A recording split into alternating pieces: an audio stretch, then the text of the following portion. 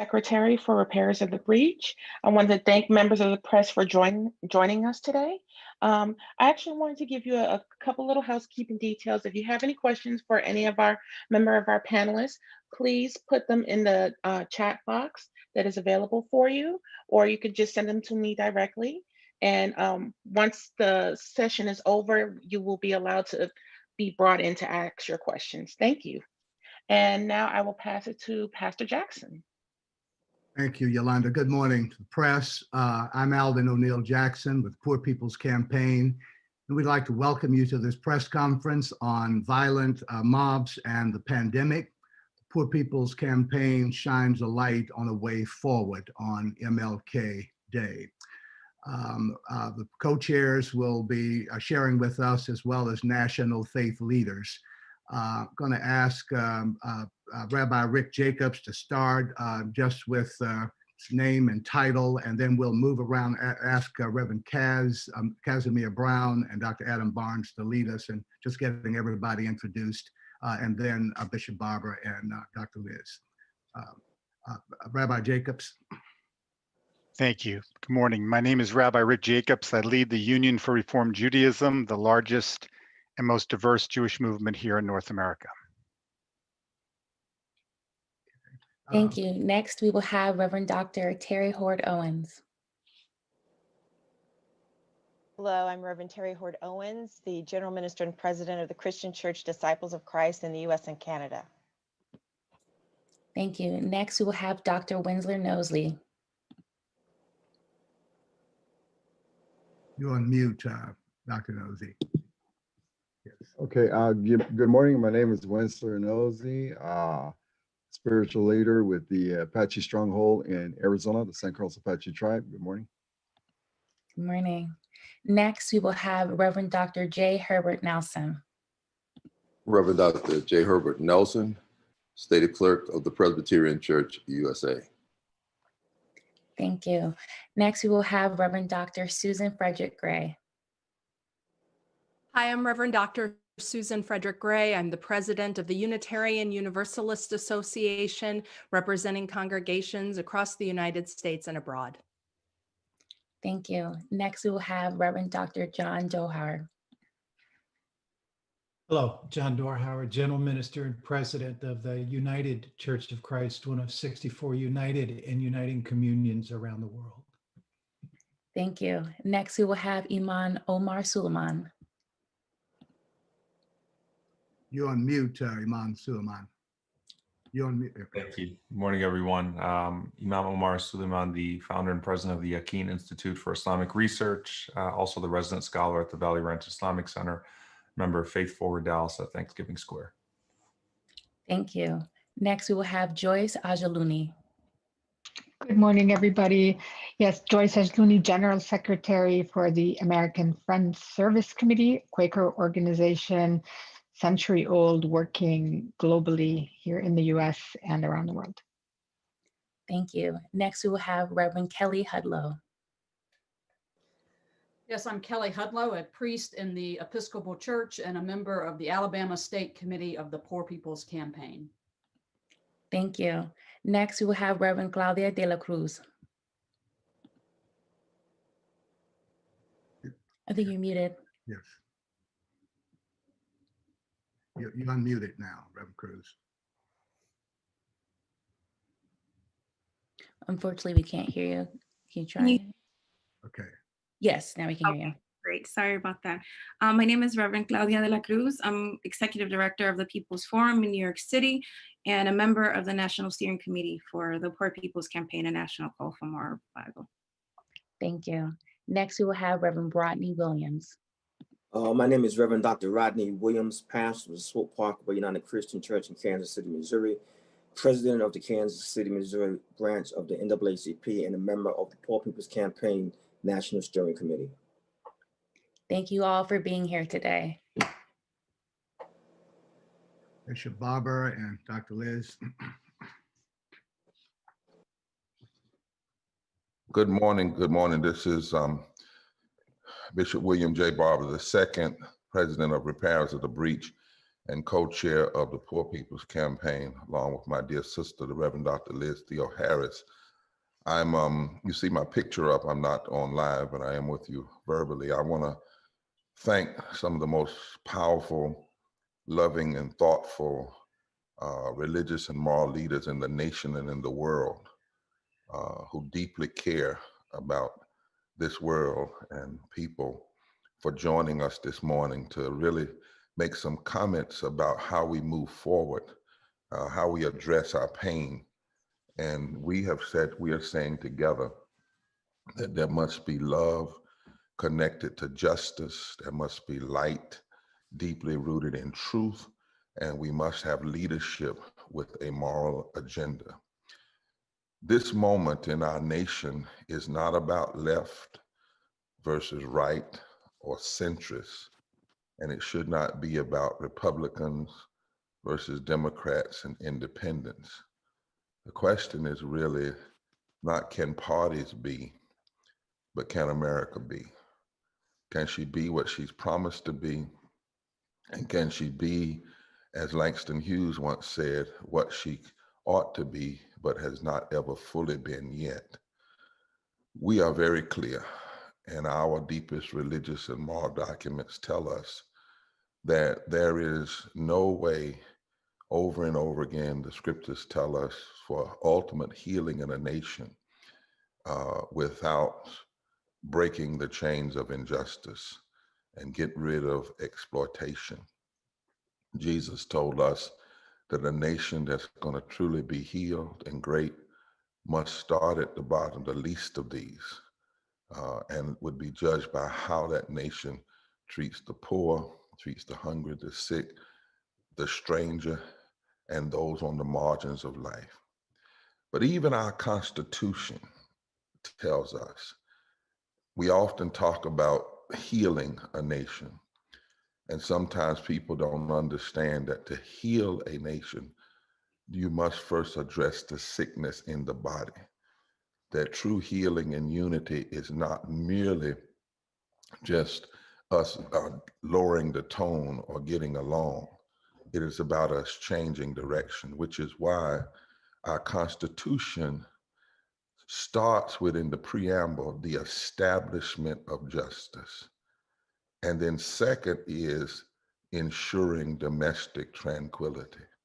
In other words, our Constitution says we must establish justice, and then we can ensure domestic tranquility. And then we can hold on to domestic tranquility by providing for the general, the common defense, promoting the general welfare and equal protection under the law. But there is no healing, there is no real domestic tranquility without establishing justice. You know, even what we saw happen at the Capitol 2 weeks ago, yes, was fomented by the current president and many other people in corporate suites and in political offices. But we need to hear in America, it was the result of a long history, a politics of division that was cynically named in the 1960s positive polarization. It's a history that caused Dr. King the night before he was died to say the nation was sick, while he still said, I have hope that we will make it to the promised land. This positive polarization was designed years ago by those who thought they could use it for their own political advantage. And members, many of Richard Nixon and Kevin Phillips, Pat Buchanan, decided to come up with a strategy of division. They literally said, we will divide the country, and we believe if we do it, we will get the bigger half. And the strategy was feeding and seeding intentional racial and class division into the body politics. And what we saw last week is what oppressed people have seen down through the years. If you do that long enough, it will spill over into the inevitable violence that ideas of white supremacy and lies always produce. And on this day, MLK Day, make no mistake, the same forces of reactionary rage, fueled by lies and ideas of white supremacy that killed Dr. King, erected gallows on the National Mall and ransacked the Capitol on January 6th. And if we want to come out of this jam and move forward, we cannot accept racial disparities, violence, and breaches that impact Black, Brown, Native, and Asian Americans, while also offering collateral damage to our poor white brothers and sisters, and ultimately our entire democracy. That's why when the Poor People's Campaign met with the Biden policy team, we brought in that meeting union members, white farmers, poor coal miners from Appalachia, Black people from Alabama, brown people from California, fast food workers from the Carolinas, economists, public health specialists, and civil rights lawyers, and moral religious leaders. And we said to them something that Dr. King said. As I close these comments, we will hear a lot of talk about I have a dream, but some people don't remember that that speech wasn't named I have a dream. The actual title of the speech was Normalcy Never Again. And on that day, they were actually calling for a comprehensive Civil Rights Act, not just kumbaya and people holding hands. And on that day, they were calling for a $2 minimum wage, which today would be $15 an hour. What if we had followed that agenda? What if the nation had fully embraced it? We know that after they called for those two things, less than 17 days later, 4 little girls were blown up in a church. But it was their deaths that caused many people to say, we've got to go in a new direction. This gasoline that we saw ignited the other week has been poured out for a long time. Trump is just the latest one, and others who have come along and lit the match. We finally must remember what Dr. King said the last night he was with us. We often say that was the mountaintop speech. But before he talked about going to the mountaintop and previewed the possibility of his own death, he said the nation was sick. And then he said, nothing would be more tragic than for us to stop at this point. He said, we must give ourselves to this movement because we are brothers and sisters. And we either go down together or we go up together.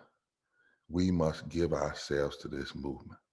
And so the way out, we believe in this moment, is to heal the mourning and the hurt that people are experiencing. And we've said to this current administration, healing will be enacting comprehensive, full, just COVID relief, lifting from the bottom, guaranteeing quality health care, regardless of existing conditions, raising the minimum wage to $15 an hour immediately, updating the poverty measure to a true measurement and looks at what it costs America to continue inequality. We need access to all of these vaccines, regardless of income, age, ability, disability, documentation status. We need a national rent freeze and mortgage moratorium. We need a national moratorium on utilities and shutoffs. We need to increase the impact of food and economic security by expanding programs like SNAP and WIC and child tax credits and earned income tax credits. We have to have resources to keep all rural hospitals and community health centers open. We have to have an infusion of resources to Indian health services. We must increase support for public schools. We must enact federal infrastructure jobs that prioritize socially and climate beneficial jobs in poor and low wealth communities. We must protect and expand voting rights and civil rights. We must have comprehensive just immigration reform and demilitarize and stop the caging at our borders. We must enact fair taxes and repeal the gross tax cuts. And we must use the power of executive orders to undo the executive order damage. And we must redirect some of the bloated Pentagon budget toward priorities to get us out of COVID, to get us out of this mum. And we must push a moral agenda. We must stop the takeover of native lands like what's happening at Oak Flats in Arizona. In other words, we must choose policy nonviolence and stop policy violence. And nothing would be more tragic than for us to turn back at this point. Thank you so much, and we'll take questions after others have spoken. Liz? Thank you so much, Reverend Dr. Barber. My name is Reverend Dr. Liz Theo-Harris. I'm the director of the Cairo Center for Religions, Rights, and Social Justice at Union Theological Seminary and co-chair with Reverend Dr. Barber of the Poor People's Campaign, a national call for moral revival. On the anniversary of the birthday of Martin Luther King Jr., who, had he not been assassinated, would have been 92 years old this January 15th. It's only fitting to share these still timely and prophetic words of his. Power without love is reckless and abusive. Love without power is sentimental and anemic. Power at its best is love implementing the demands of justice. And justice at its best is power correcting everything that stands against love. On the anniversary of his birth, the nation must have the moral courage to carry on the work of the Reverend Dr. Martin Luther King and so many others. It must say no to the violence and racism that are so emboldened at this time. It must enact a bold policy agenda that lifts from the bottom so that all may rise. This week, President-elect Joe Biden and Vice President-elect Kamala Harris will be sworn into office and inherit a public health crisis, an economic crisis, and a racial reckoning that demands bold action. President-elect Biden has already said that on day one, he will commit his administration to confronting the pandemic, the recession, systemic racism, and climate change. And we remember 4 months ago, during an event with the Poor People's Campaign, that he told an audience of more than 1 million people that together we can carry on Dr. King's Poor People's Campaign, which is based on a simple moral truth, that we're all created in the image of God, and everyone is entitled to be treated with respect and dignity. He concluded promising that ending poverty will not just be an aspiration. It will be a theory of change to build a new economy that includes everyone. This is the healing that the nation needs. This is the way we can build back better. We hold up these 14 policy priorities that Dr. Barber just read that come from the pain and the suffering, but also the hope, love, and justice of 140 million Americans who are poor and low wealth, who are organizing and mobilizing, educating, and engaging a moral fusion movement from the bottom up.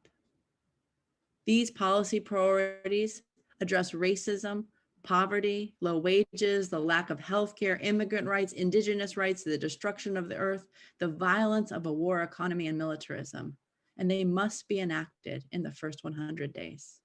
We call on our elected leaders.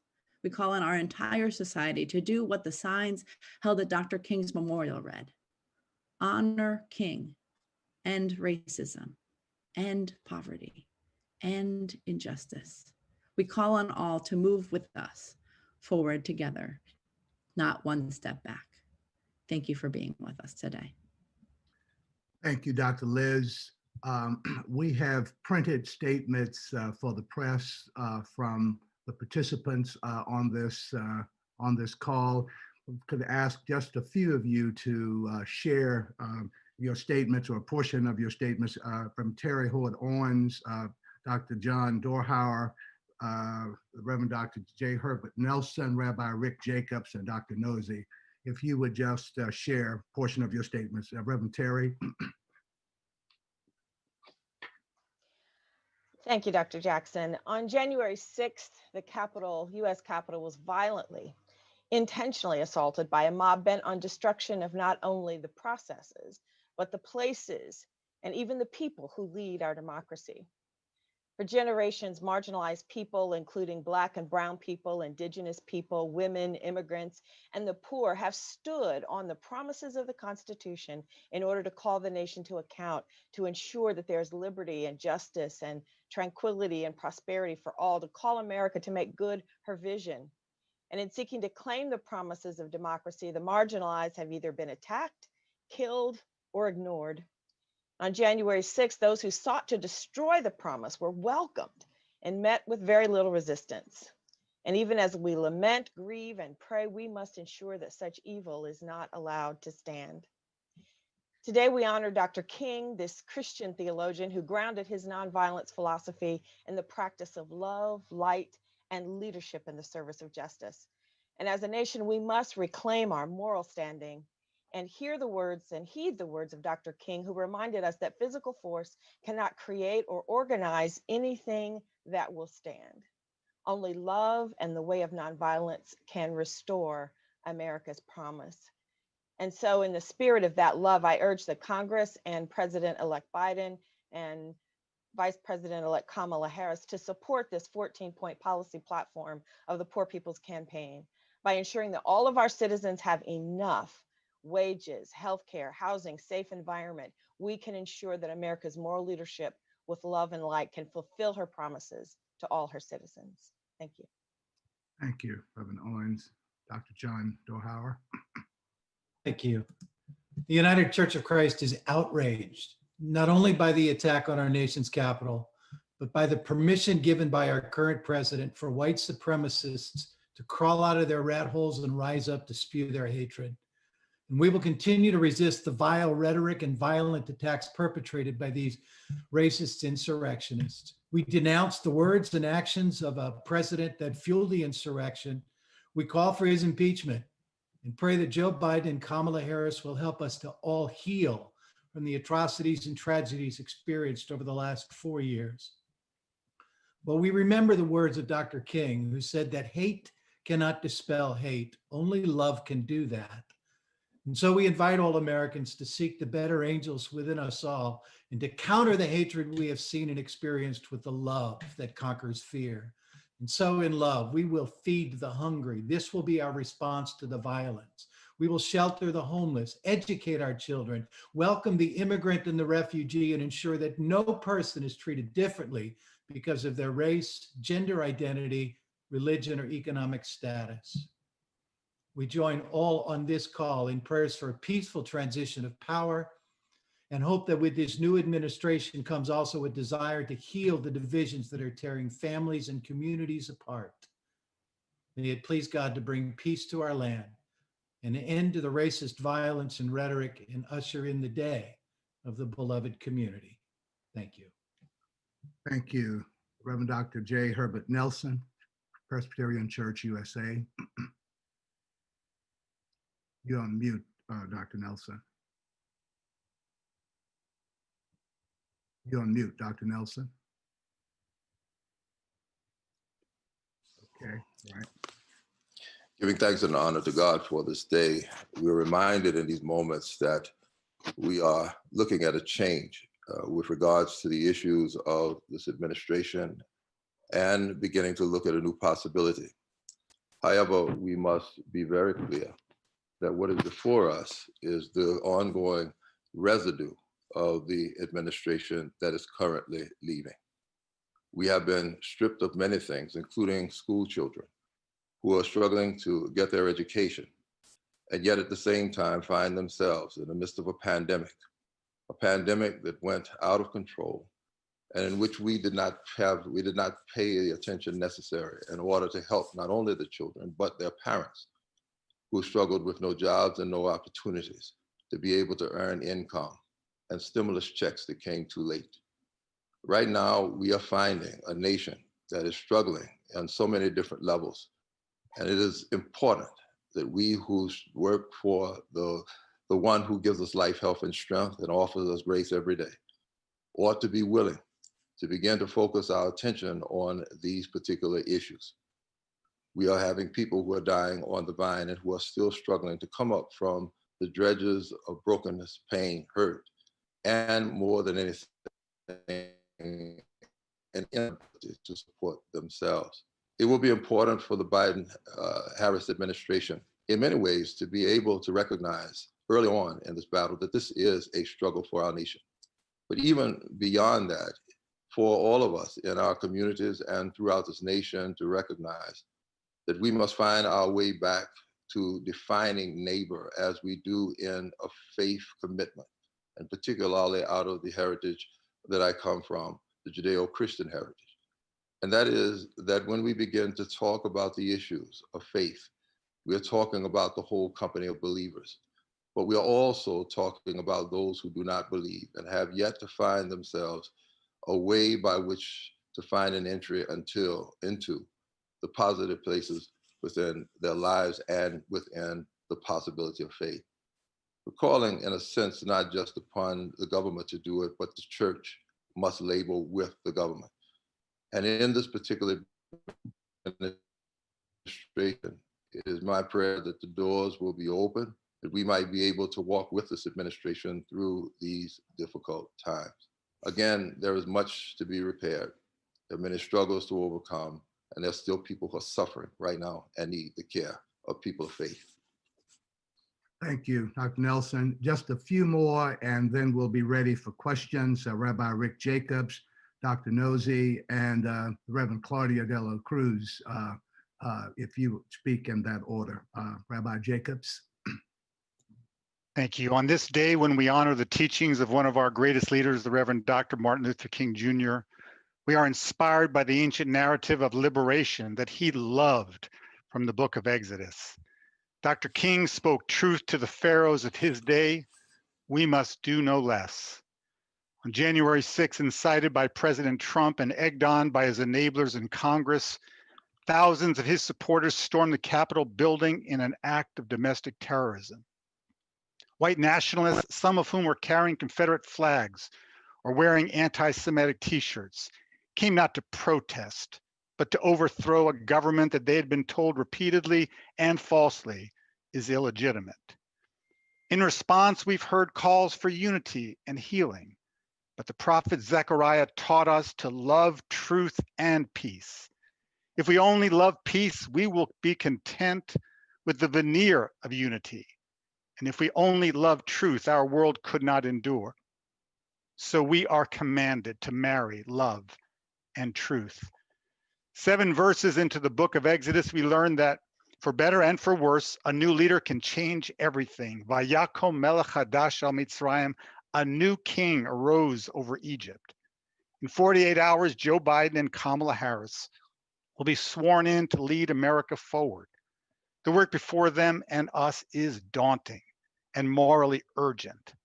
The twin plagues of coronavirus and racial injustice have shined a spotlight on the deadly impact of systemic racism in our country.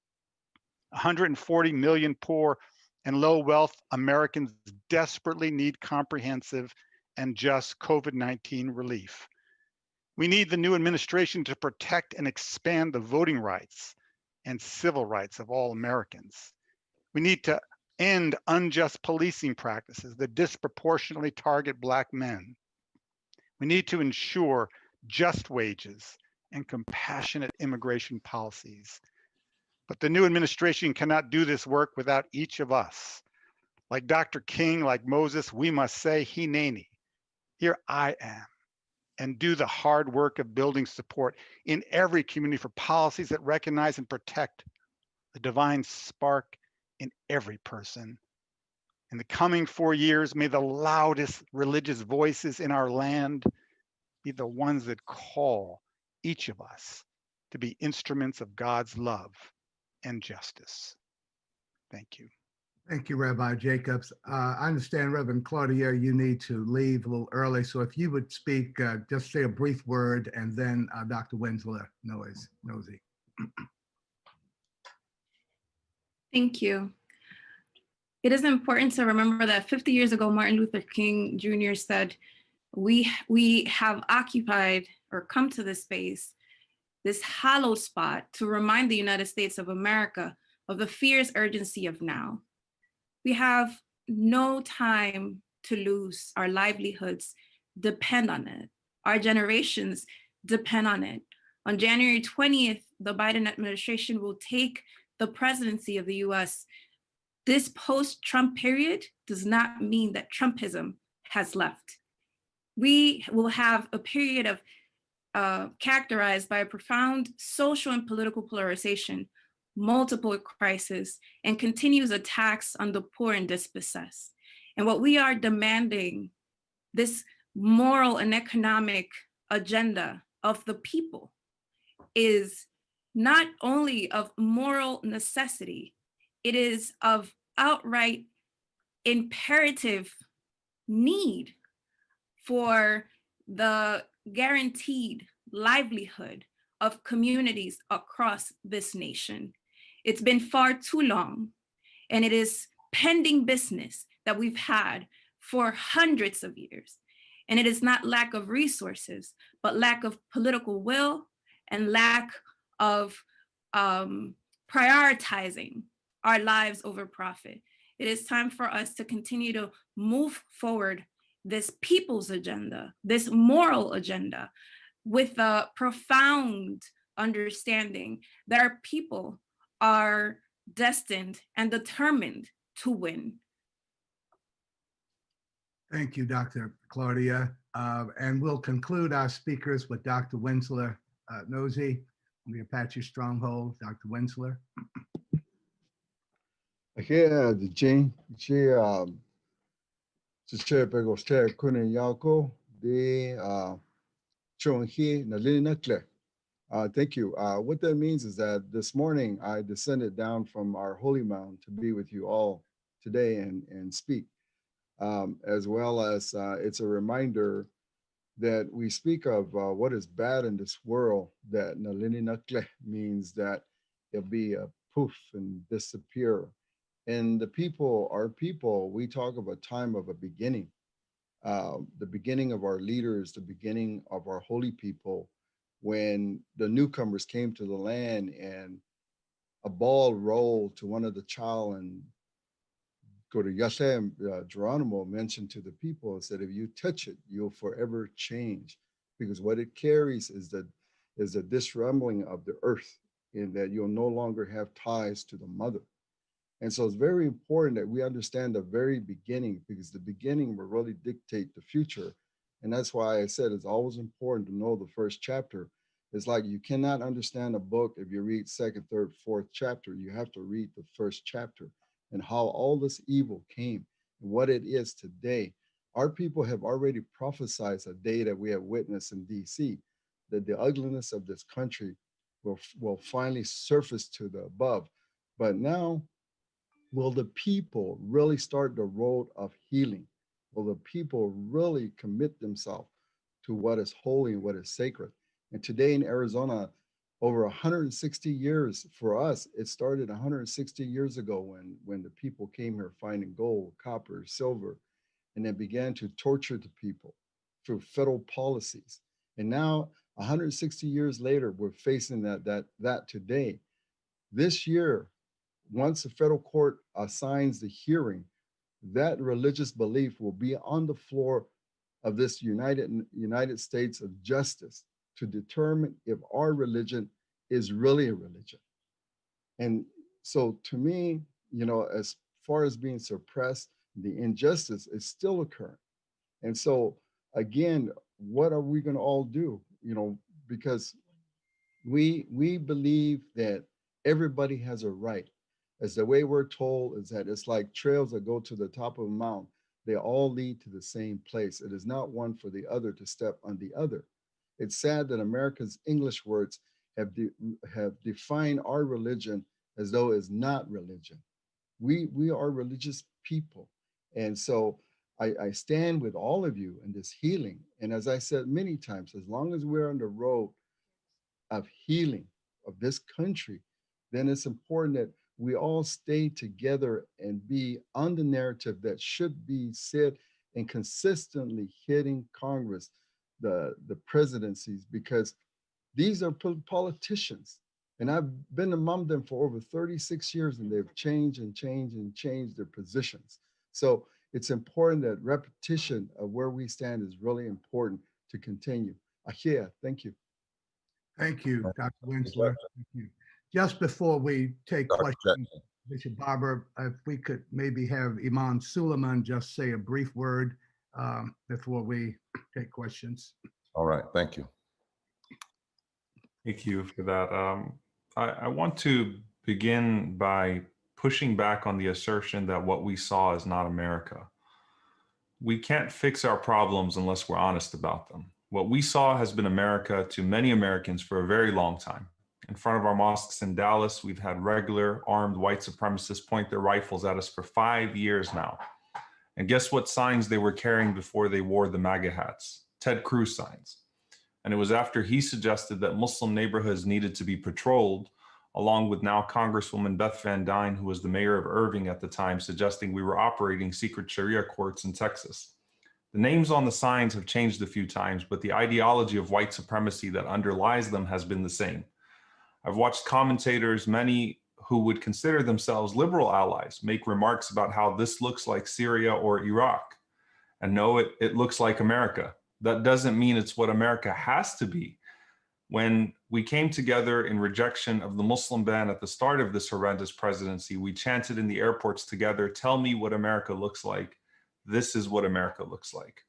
That didn't mean we thought that America actually looked like what we saw at the airport in our unity. It meant that's what we wanted America to look like.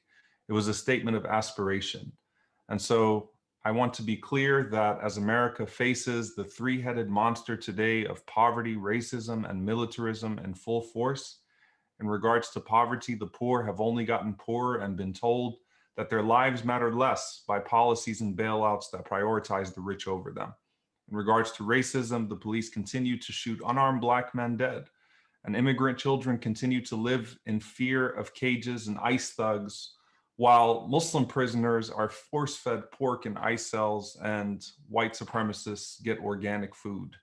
In regards to militarism, America has engineered destabilization abroad through Republican and Democratic administrations and dropped bombs and drones on innocent people with no sense of accountability. We need to make sure this stops once and for all. As people of faith, we reject the false ideal of white privilege and the myth of American exceptionalism. Humanity matters, and America must play a role to ensure the human dignity of those within its borders and not violate the human dignity of those across the world any longer. I pray we can not only come together to demonstrate what true unity looks like, but start to assert the dignity of those who have been left out of the dream and subjected to the American nightmare for far too long. Thank you. Thank you.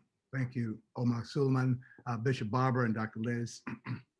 Yes, thank you all, my powerful brothers and sisters, for your wisdom, your deep spirituality. Just before questions, we want to also remind people, as my dear brother said, we've been saying that what we have seen according to our founding documents and our deepest moral traditions is un-American, but what we've seen is not non-American. Too much of it in our history, too much of it in our present. And we have to face these issues. You know, we read a lot about Dr. King, but Dr. King also said in 1965, standing on the steps of the Alabama State House, when he was told that he might be shot that day, 1965, after Selma to Montgomery. And he looked at the division and the hatred that was against the Voting Rights Act. And he stepped back into the 1800s and said this. He said that the aristocracy, political elite of the country, has always sown division. He said that's what always happens when the Negro and white masses of the South threaten to unite and build a great society a society of justice where none would prey upon the weakness of others. We have to have a third reconstruction in this country. And without a doubt, we are a nation in crisis, but we must be aware, as everyone has said on this call, of the urge to look for scapegoats. Some among the American family want to lay the blame on immigrants and Muslims, and while others would have us believe the responsibility rests solely on the shoulders of one man and the White House. And while that one man has lit some matches, the gasoline has been poured out for a long time. And we must not miss the deeper identity crisis that's being exposed. We must not miss that even COVID, like a contrast die, has exposed the fissures of poverty and racial disparity. The truth is, the president is not acting alone. And we cannot give in to the myth of the American innocence, as one writer has said. The history of this country is rife with episodes of political violence, far bloodier and more destructive than the one President Trump incited at the Capitol on Wednesday. But we also have another side of our history, those who have stood together and have stood nonviolently and have taken on these issues down through history. Without a doubt, we are a nation in crisis. We are a nation in crisis, but we have to not just make it about one person.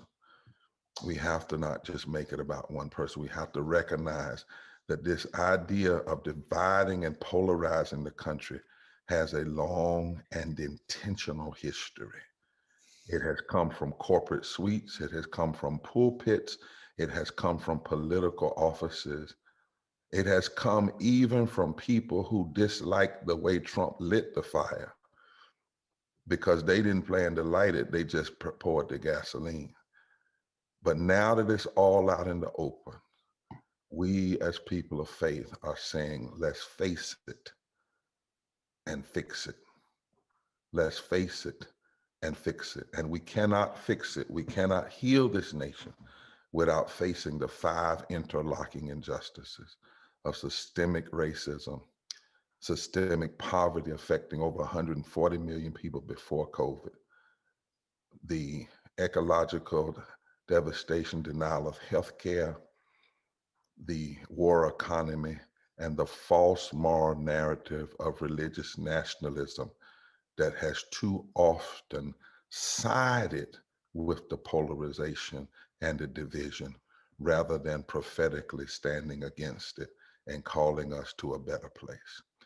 Members of the media, we would take questions at this time if you have them. All right. We have our first question from Sasha Ambransky. Forgive me if I mispronounced that, from The Nation magazine. He would like to know, when a policy is proposed federally, the OMB analyzes it to explore the fiscal impact. Should Biden's team create a parallel agency, say the Office of Equity and Moral Justice, to explore the equity impact and moral impact of any policy before it is enacted? One of the things we have said in our presentation of the moral agenda, first 50 and 100 days that grows out of the moral jubilee agenda, is that every policy needs to be disaggregated to show its impact on Black communities, white communities, brown communities, Native communities, women, the disabled, people in Appalachia, people in Alabama. We need the truth in this moment. Too often what happens is when policies are proposed, that we don't put a face on those policies. We don't show how not enacting these policies, as what Joseph Stiglitz has said. We too often don't show the cost of the inequality, not what it's costing to fix it, but what it's costing to leave it the same. Like, we're losing $1 trillion because of child poverty. We're losing trillions of dollars because we're not giving people a living wage, and it's hurting us. So we've said to the administration, every time you roll out a policy, do the disaggregation, however that comes, do a disaggregation of not just what the policy will cost, but what it costs not to implement it. And then do a disaggregation to show. For instance, when there are those, and already he rolled out a policy about changing the federal minimum wage to $15 an hour, which is basically what was called for at the March on Washington, because the March on Washington, they wanted $2 an hour in '63, which would be $15 an hour today. What we're saying is we saw people who are already saying that's radical, that's extreme, using the same language that was used to fuel this violence. Nikki Haley just yesterday came out, this is radical. Well, what we're saying to the administration is take it on. And the way you take that on is you say, if this is passed, there are 62 million people in America that would benefit. That's how many people make less than a living wage. There are 39 million families that would be lifted. And here's how many white families, and here's how many Black families, and here's how many people in the South, where 1/3 of all poor people live, and here's how many people in the Midwest, and here's how many people in the North. Put a face on these policy proposals and show the nation that moral policy is also good economic policy, and it is the only way to lift the nation. Okay, and our next question is from Amy V. Simmons from the Philadelphia Sunday Sun. Many of the action items listed in the 14 policy priorities to heal the nation, a moral and economic agenda for the first 100 days are similar to those that the Biden-Harris administration has outlined for the first 100 days as well. Which of the PPC priorities are not a part of the new administration's plan are most urgent in your estimation? I'm gonna let Liz take some of this, but I would say, first of all, we've not seen all the plans. We're on the front end. So we can't say exactly what's not and what is totally. What we can say in the first COVID plan that he rolled out the other day, things like infrastructure, minimum wage, sick leave, expanded sick leave, expanded unemployment, the raising of the minimum wage, COVID, making sure that COVID relief is more comprehensive, are certainly in theory along the lines of the Poor People's Campaign agenda. We are now evaluating with our economists and with our public health specialists, which we will do with every policy, every piece of it, but we're on the front end. Liz? Thank you so much, Reverend Barber. And indeed, what we also specifically have noticed from at least the COVID-19 policies is that there's nothing like a national moratorium on water shutoffs, there's not nearly enough resources around housing and homelessness. And those resources seem to be about expanding shelter systems rather than putting people in homes. There's nothing on immigration, although we are waiting to hear about some just immigration reform policies from this administration.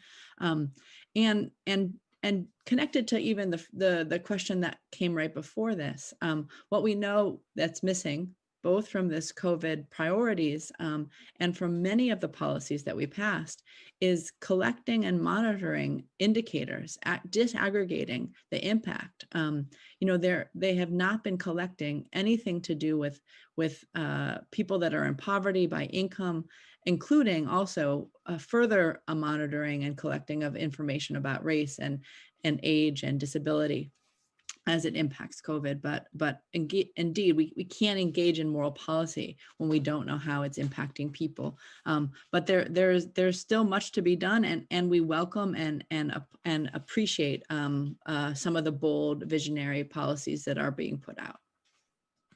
Okay, we have two more questions. One from, I'm sorry, go ahead. Yeah, part of also the answer to that question is, just like Dr. King said, you have to address poverty, racism, militarism together. What our campaign is saying, it's not as though we say there are 5 interlocking injustices and we could just need to deal with one of them now. They have to address together because they're all interlocking.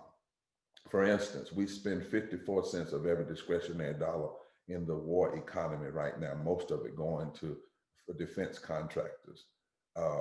Less than 16 cents of every discretionary dollar goes to infrastructure, education, healthcare, and wages. We cannot come out of this pandemic. The Economic Policy Institute has suggested that it may cost us ultimately at the end of all this $16 trillion. We had many people that were already hurting before the pandemic. Let us know that we had 700 people dying a day from poverty before we had 2,000 and 3,000 people dying a day from COVID. We had 89 million people without health care before COVID, and people lost their jobs and lost their health care. So we have to understand we came into this with a context in which many people were already in a form of depression and a form of deep pain and deep hurt. We cannot ignore that. So it's not just going back to where we were before COVID. It is in fact correcting where we were before COVID, because if we had done some things before COVID, people would have been able to more able to survive COVID. And so we resist when folks say, well, what one or two things do you want?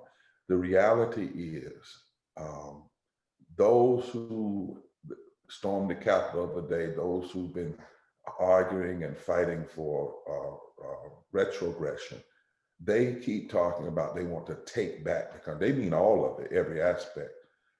On the positive side and on the healing side, we must address all 5 of the interlocking justices. It's what Dr. King's wisdom was saying. They're all interconnected. And if we do that, then the whole society lives. And the main thing we've said to the Biden administration, and we'll be meeting with them after the inauguration, is that this is a moment where the moment must drive the movement and must change our imagination.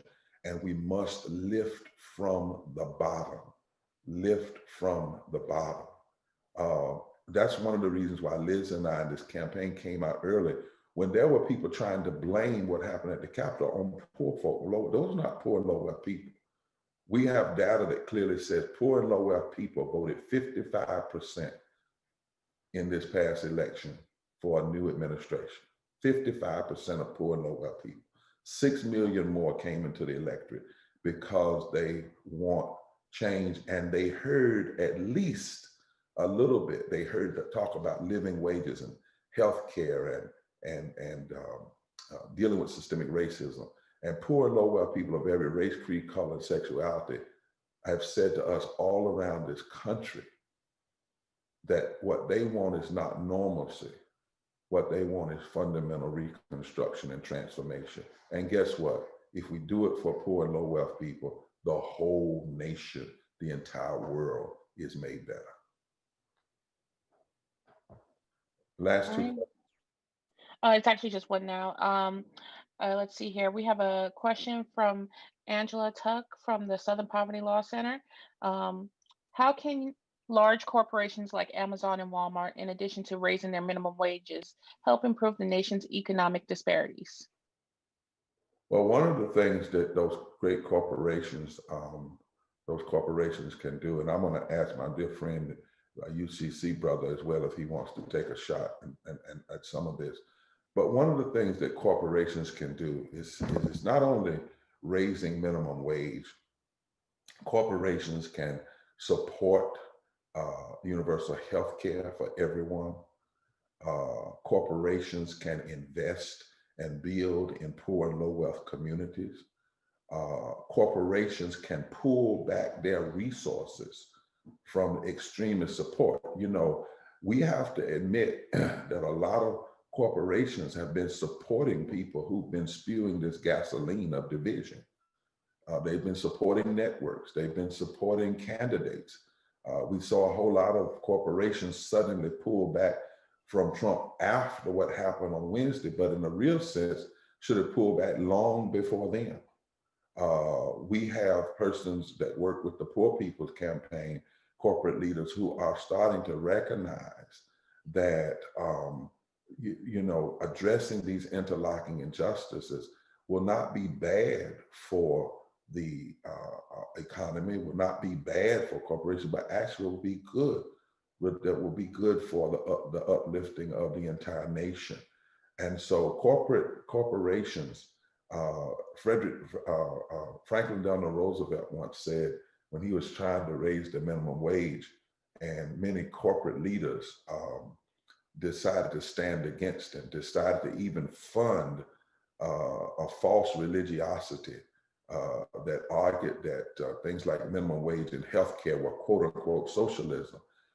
Franklin Delano Roosevelt once said, any corporation that does not want to pay its people a basic minimum and living wage does not deserve to exist in the nation. He was very frank about that. Corporations should use their corporate power on the side of justice, on the side of righteousness, on the side of uplifting everybody. And then Dr. John and then Liz can close it. Thank you. Just a few things. The corporations bear a tremendous responsibility because of the number of people that they employ, but they also, in recent years, have not held their own in terms of paying their fair share of taxes. And corporations are more interested, rather than paying their employees a living wage and investing in the community, than they are in paying lobbyists to pass laws that deregulate their power and also prevent them from bearing their responsibility, the load of responsibility that they owe to the society in the taxes that they're supposed to pay. And the disproportionate load then put on the not only citizens, but citizens of low income to make up the loss of corporate taxes is extraordinary. A second thing that I think corporations need to pay attention to, the fact that now a Supreme Court decision identifies corporations as people and allows them to participate in our election system in ways that take that power away from the citizens is also something that we think that America should take a much closer look at. I just think corporations wield so much power, but are using that power to build their wealth rather than to distribute a safety net across the landscape of the American public, and have become in some ways responsible for the immense poverty that we're doing everything we can to fight against. Thank you, Doc. Liz? Yeah, so thanks so much. I mean, so much has already been said, and I really appreciate those answers.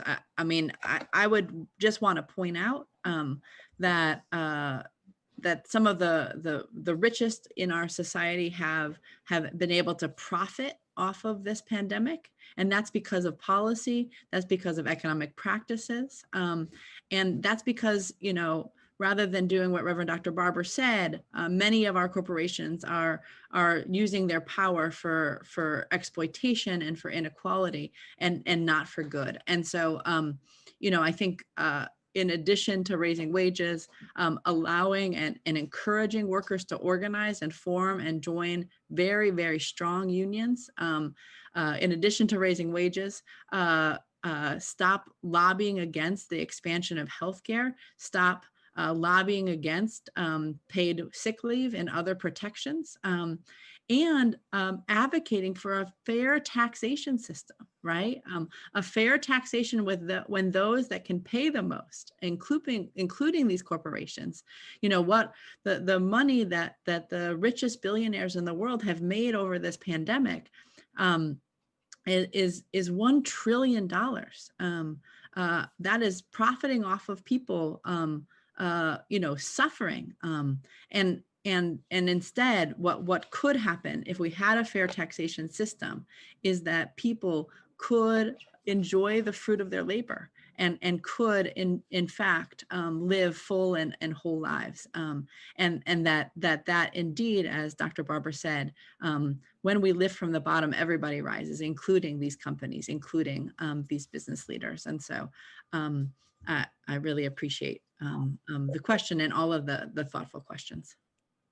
And as we close out to that, finally, corporations must own the direct line between the politicians that run saying that they're going to cut taxes, they're going to block living wages, and the kind of divisive, scapegoating, racialized class tropes that fuel division. I mean, we cannot ignore that. We cannot ignore that. Many of the candidates, many times they are Republican candidates. This is not partisan, this is just political fact. The ones, for instance, in Georgia recently that were talking about socialism and radicalism and that heard Trump say all of his things were the very elite candidates coming out of the corporate world who were running and basically saying, elect me and I'll block the expansion of healthcare and living wages and expand tax cuts.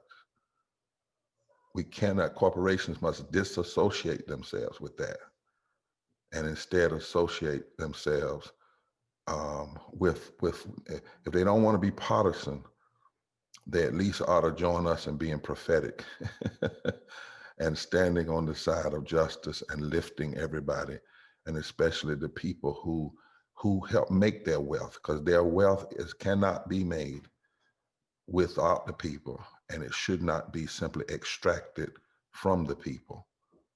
It should not be extracted from the people. And they certainly should not be supporting those who will continue to spew and pour this gasoline, because we know through history, not just from 2 weeks ago, we know through history, if you pour this gasoline of lies and white supremacy and class division, eventually somebody will come along and light the match. And it'll either burn a church, or it'll assassinate a leader like Dr. King, or it'll burn a synagogue, or it'll march around a mosque. But it will always be lit. We've got to stop not only the gasoline lighters, we've got to stop the continuing contamination of the gasoline itself. Actually, Reverend Barber, we have a question regarding Oak Flat. Are you available to take it? We can if Reverend, I know Dr. Wensley, he may have had to go. If not, yes.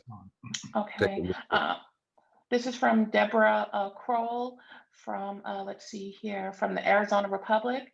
She would like to know, how will faith leaders help support Native American religious beliefs and tribes' rights to practice Native religious beliefs? Let me just say it succinctly. I'm a Christian, I'm a disciple of Christ, Christian church pastor.